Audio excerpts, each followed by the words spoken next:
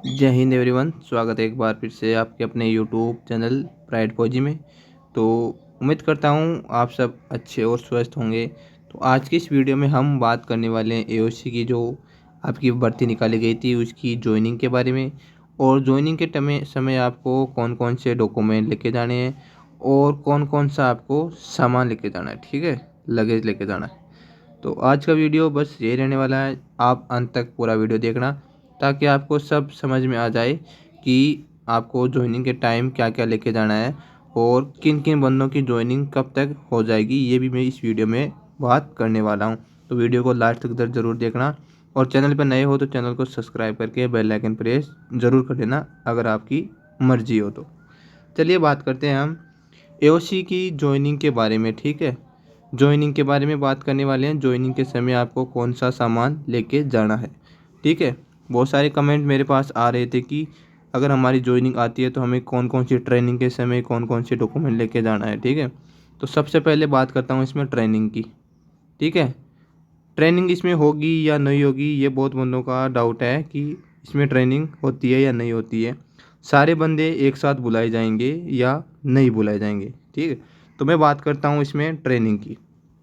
सबसे पहले इसमें ट्रेनिंग आपके एओसी में जो सिविलियन की भर्ती निकाली गई थी, फायरमैन, ट्रेडमैन, जो आपके मेटल असिस्टेंट की, इसमें कोई भी ट्रेनिंग नहीं होती है, ठीक है। सबसे पहले ये आपका डाउट क्लियर होना चाहिए, इसमें किसी भी प्रकार की ट्रेनिंग नहीं होती है।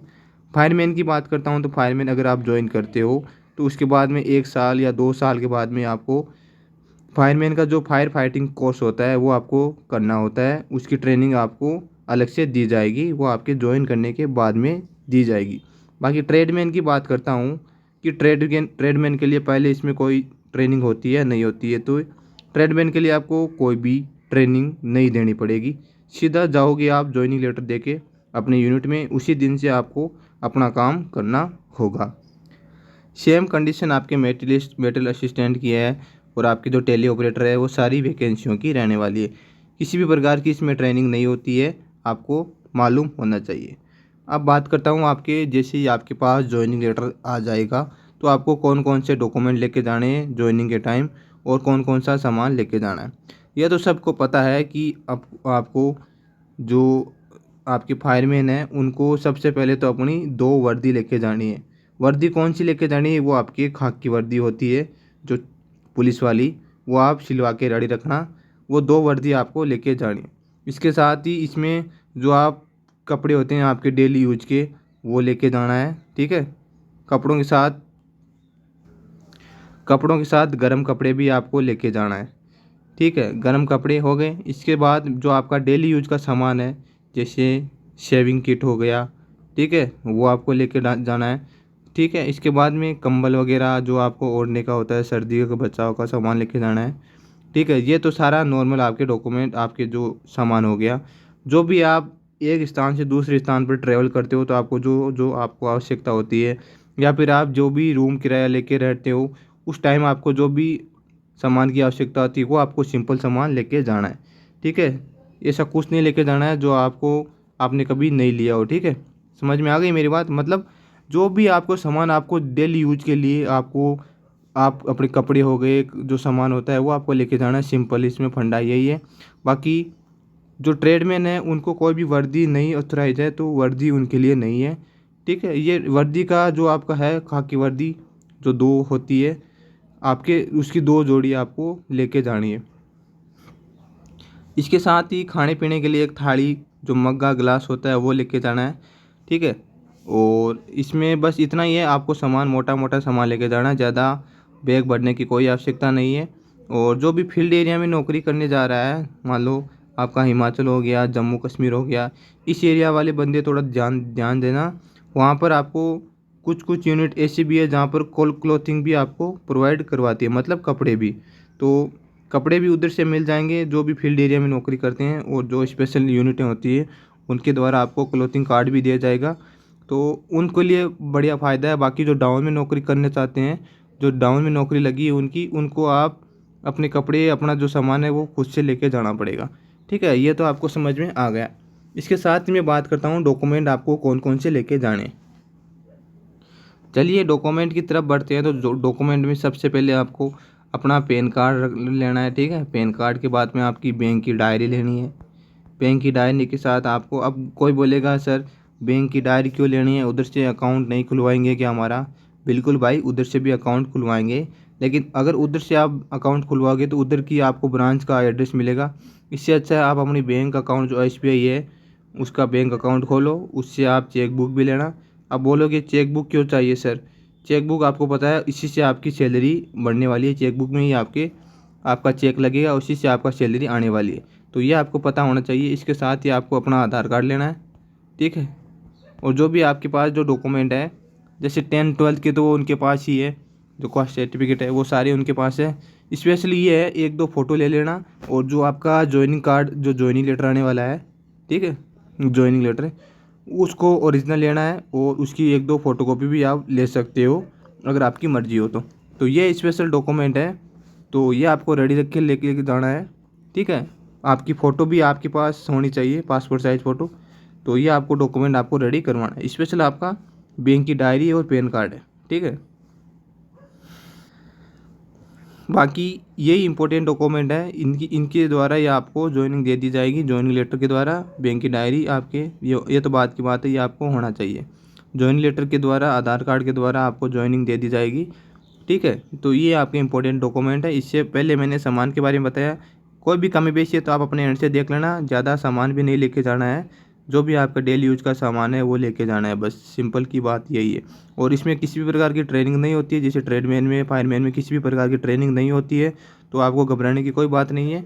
तो ट्रेनिंग इसमें नहीं होती है। आपको सामान के बारे में मैंने बता दिया और डॉक्यूमेंट के बारे में बता दिया। अब मैं बात करता हूँ ज्वाइनिंग के बारे में, ठीक है। ज्वाइनिंग के बारे में बात करता हूँ। ज्वाइनिंग कब तक हो जाएगी? ज्वाइनिंग सबकी एक साथ होगी या फिर अलग अलग होगी, ये भी बहुत से बंदों का इसमें डाउट रहने वाला।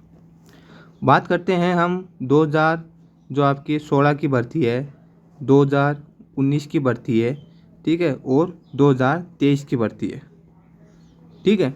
अभी तक तीनों भर्तियों के बारे में बात करेंगे। तो इस भर्ती में 2016 वाले में ये ऑफलाइन लगी थी, ऑफलाइन इसके फार्म थे, ऑफलाइन ही यूनिट वाइज ये भर्ती निकाली गई थी। सेम कंडीशन 2019 वाली थी। बाकी मैं बात करता हूँ कि 2023 की और 2024 में निकली है उनके बारे में, ठीक है। तो 2019 और 16 वाले में सभी की आपकी ऑफलाइन भर्ती थी, सभी प्रोसेस ऑफलाइन था। तो एक एक बंदों की इसमें ज्वाइनिंग हुई थी, ठीक है। एक एक बंदों मतलब जिसका ज्वाइनिंग लेटर, जिसका डॉक्यूमेंट वेरिफिकेशन पूरा हो गया था उसकी ज्वाइनिंग पहले हो गई थी, जिसका बाद हुआ था उसकी ज्वाइनिंग बाद हुई थी। सेम कंडीशन 2023 वाले में भी, लेकिन इसमें प्रोसेस में क्या हुआ था, इसमें ऑनलाइन थी, ठीक है। ऑनलाइन फार्म भरे गए थे और ऑनलाइन ही इसमें सारा डॉक्यूमेंट वेरिफिकेशन हुआ था, ठीक है। तो इसमें भी आपकी ज्वाइनिंग भी सेम कंडीशन 2016-19 वाली थी। जिसका पहले डॉक्यूमेंट वेरिफिकेशन हो गया था उसकी ज्वाइनिंग पहले हो गई थी, और जिसका बाद हुआ था उसकी बाद में हुई थी। लेकिन 2023 में क्या हुआ था, जो अभी जो आपके PDF आई थी एक, जो आपके 6 जून को, 2 के 2 या 4 जून को आई थी, उसमें क्या दे रखा था कि जो जिन्होंने आपके यूनिट में जाके डॉक्यूमेंट जमा नहीं करवाए थे उनकी अलग से लिस्ट लगी थी, वो आपके लिए 2023 में नहीं लगी थी। तो ये इसमें थोड़ा मॉडिफाई किया गया है 2024 वाली में। तो बहुत सारे बंदों का डाउट आ रहा है कि 2024 में भी ज्वाइनिंग क्या इंडिविजुअल होगी, मतलब जिसकी वेरिफिकेशन पहले हो गई उसका ज्वाइनिंग लेटर पहले आएगा, ठीक है, और जिसकी बाद में होगी उसका ज्वाइनिंग लेटर बाद में आएगा। तो ये भी डाउट है, लेकिन मोस्टली जो आपके 90% चांस यही है कि जिसकी ज्वाइनिंग पहले हो जाएगी जो जिसका डॉक्यूमेंट वेरिफिकेशन पहले हो जाएगा उसकी ज्वाइनिंग पहले होगी, और जिसका जितना लेट होगा डॉक्यूमेंट वेरिफिकेशन उसकी ज्वाइनिंग उतनी लेट होने वाली है। तो यह तो 90% चांस है। बाकी 10% चांस में मैं बताऊं कि 10% में सभी की ज्वाइनिंग एक साथ होगी, ऐसा तो पॉसिबल है नहीं, लेकिन 10% मान लेते हैं, 10% आपके हो भी सकता है, क्योंकि अब की बार थोड़ा प्रोसेस चेंज हो गया है। मतलब लिस्ट लगने की जो आपकी शुरुआत हो गई है। तो बात करते हैं अकॉर्डिंग टू लिस्ट, तो इसमें 10% चांस है कि सभी को एक साथ बुलाया जाए। लेकिन सभी को एक साथ बुलाने का मतलब ये है कि कोई ट्रेनिंग हो या फिर कोई भी प्रकार का कोर्स हो, तो ऐसा इसमें कुछ नहीं होता है। तो मोस्टली आपको 90% चांस है जिसकी आपकी डॉक्यूमेंट वेरिफिकेशन पहले होगी उसका ही आपका ज्वाइनिंग लेटर पहले आएगा। तो ये आपको कन्फर्म है, ठीक है। बाकी सारे कोई भी डाउट हो आपको तो आप कमेंट में मेरे को बता सकते हैं। ज्वाइनिंग के बारे में बता दिया है, और ज्वाइनिंग डेट आपकी इसमें फ़िक्स नहीं है। मैंने आपको एक बार फिर से बता दूं, जिसकी वेरिफिकेशन पहले हो जाएगी, फाइल रिकॉर्ड में पहुंच जाएगी सिकंदराबाद, उसकी ज्वाइनिंग पहले आ जाएगी, और जिसकी लेट जाएगी उसका लेट आने वाला है। तो ये थी आपकी डॉक्यूमेंट से रिलेटेड ज्वाइनिंग के बारे में, और आपको ज्वाइनिंग के बारे में, ज्वाइनिंग के समय क्या क्या लेके जाना है वो आपको मैंने बता दिया। तो ये आपको कुछ जानकारी थी। अगर वीडियो अच्छा लगा तो अपने दोस्तों के साथ शेयर ज़रूर करना, और चैनल पर नए हो तो चैनल को सब्सक्राइब करके बेल आइकन प्रेस ज़रूर कर देना, ठीक है। जय हिंद।